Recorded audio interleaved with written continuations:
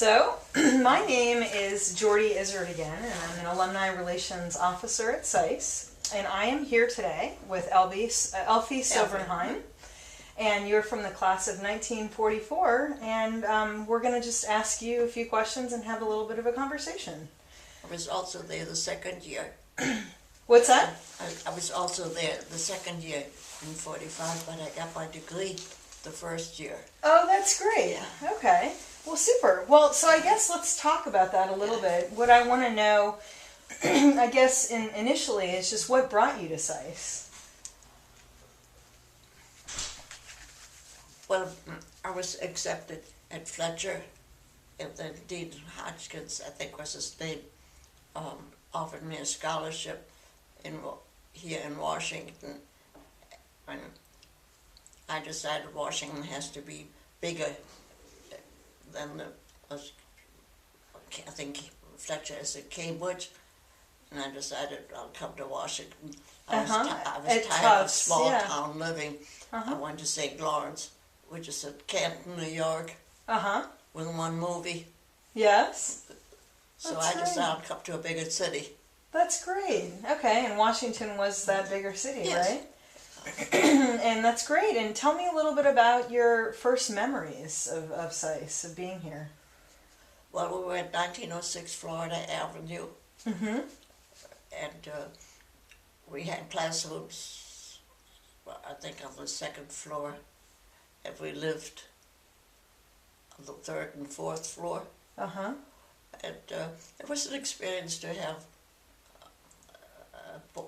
male and female living under the same roof, but we all got along. And we had Dr. Haynes, the professor. He and his wife stayed there for a little while they got settled, so we became much better acquainted with him. Good. Yeah. Good. And what else do you remember?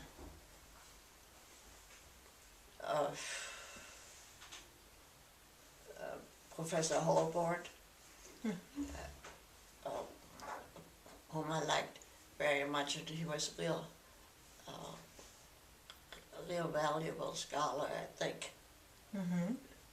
And I remember trying to read economics at the rate of about 15 pages an hour. Non-stop. And the other subjects I could read a little more quickly. If that was necessary. There was a lot of economics too, right? Yeah. Yeah? Did you enjoy it? Or was it hard? It was hard. Yeah? Yeah. Yeah. Did you learn a lot? Yes. Yeah. Good. Good. And did you make a lot of friends while you were at SAIS? I think so. We were a small group. How big were you? I think we were 12 or 15. For the first class. That's Yeah. great. And you were there for 2 years? Yes. Okay. That's great. Yeah.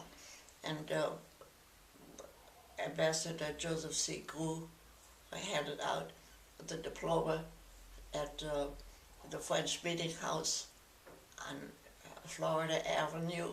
And we found out later that he wasn't interested really in having female students because we're all going to get married and quit working. Oh, that's interesting. And I think fortunately we were able to show up differently. Yes, I bet. I bet. And actually, I would love to hear more about that. Tell me of your experiences and your career accomplishments.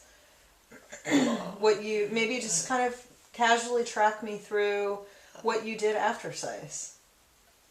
Well, I worked in the State Department for a little while, and there I could really use my SAIS education. I had, we had area studies, and I had USSR my first year, and when I worked in the State Department, I guess I was hired to translate German, but then they switched things around and over yeah, and I think we were basically also chasing Nazis. Right? But we switched overnight from chasing Nazis to chasing communists. Mm-hmm.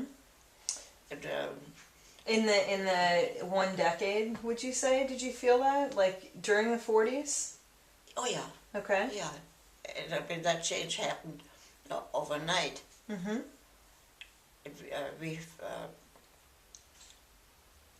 I had to check files, and I found out that my predecessor filed all the Russian names under Господин.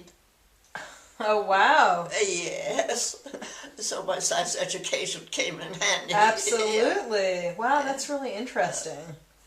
Wow. Well, yeah. Tell me more. What are your other? What else did you do? How long were you with the State Department? Not long enough. I got caught in a reduction in force, Mm-hmm. and then worked for the Army. Great. Army Map Service. I never liked geography very much. Uh-huh. So I spent 25 years or so, I think, working at Army Map Service. And there,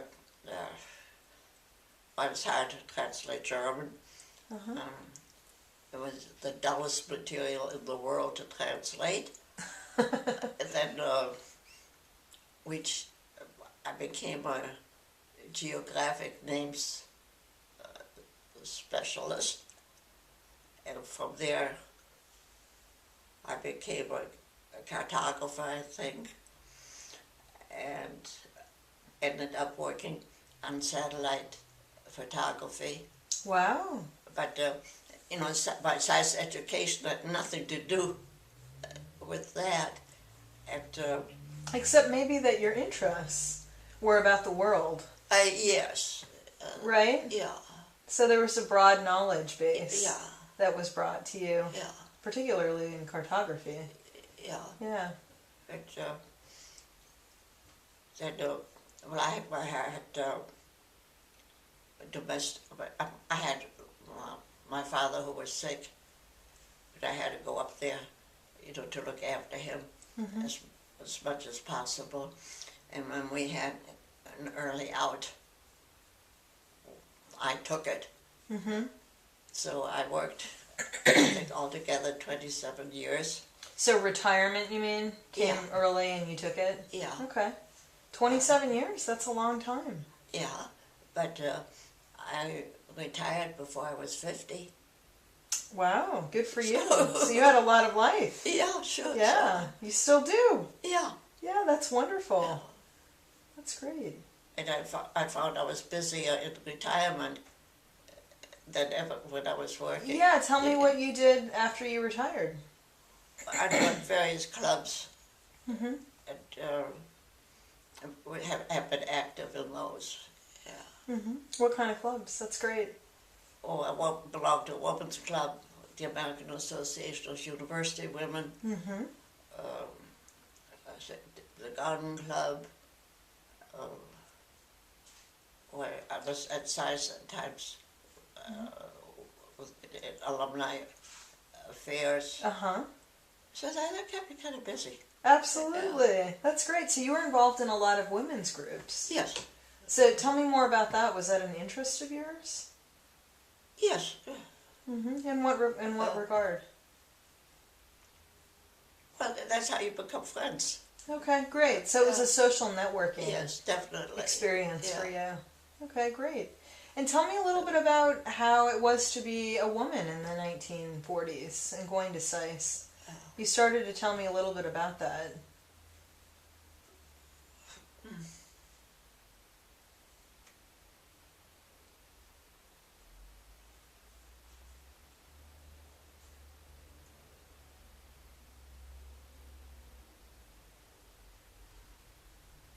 Well, I really don't know how to answer that one. That's okay. That's okay. Yeah. No, I just mean you were. I think you only. I was reflecting on your comment about how the professors viewed women as students that were more. They didn't want to have them as much because they would go off and get married. No, it wasn't so professor, it was only Ambassador Gu. Oh, it was He- ambassador. Oh, I see. Who was Okay. on the board. Great. Yeah. Okay. So it was a different experience with Yeah. the professors. Yeah. Okay, that's interesting. That's good. And if you were, I guess, to historians, what would you want to know, or what would historians want to know about your career and accomplishments? Are there any things that stand out for you? The fact that I retired early. Okay, great. And what do you consider your most important accomplishment? Well, I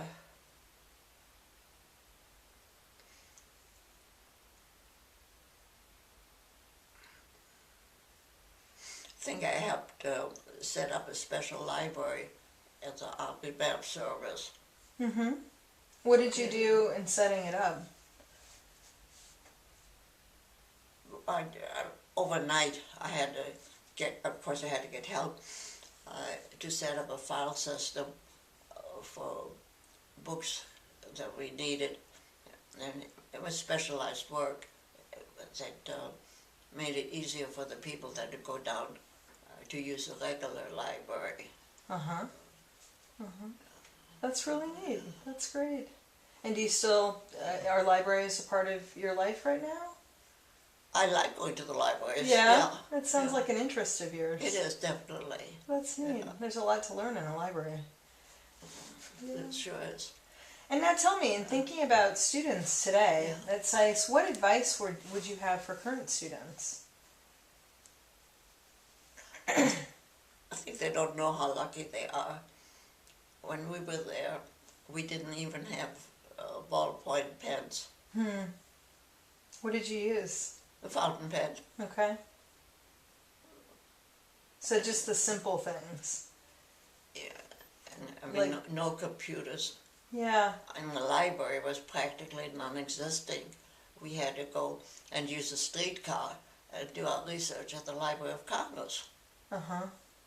And some of the government agencies. Mm-hmm. No backlog of New York Times. Sure. Nothing. Right. So it was harder. Much harder, I think. Yeah. And how would you translate that into, what advice would you give students then? Just to not take for granted what they've been given Yes. in the present time? Yeah. And what advice would you have for what they use with their material? when they learn everything in the 2 years that they're at SAIS, what would you advise them to do when they go off into the world?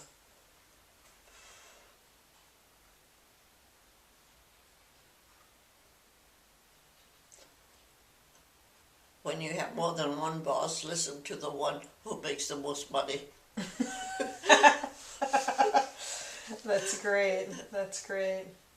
Well, good. And are there any other thoughts? Because honestly, we have time that you want to add, or when you're thinking about these experiences that you remember, or that you'd want to tell again current students or people that are working right now. But I think that I was lucky in that we had a group of colonels who came to SAIS to prepare for the occupation of Germany. Mm-hmm. And I was their German instructor. Oh, wow. And they kind of treated me like their granddaughter. Uh-huh. So, we became very good friends.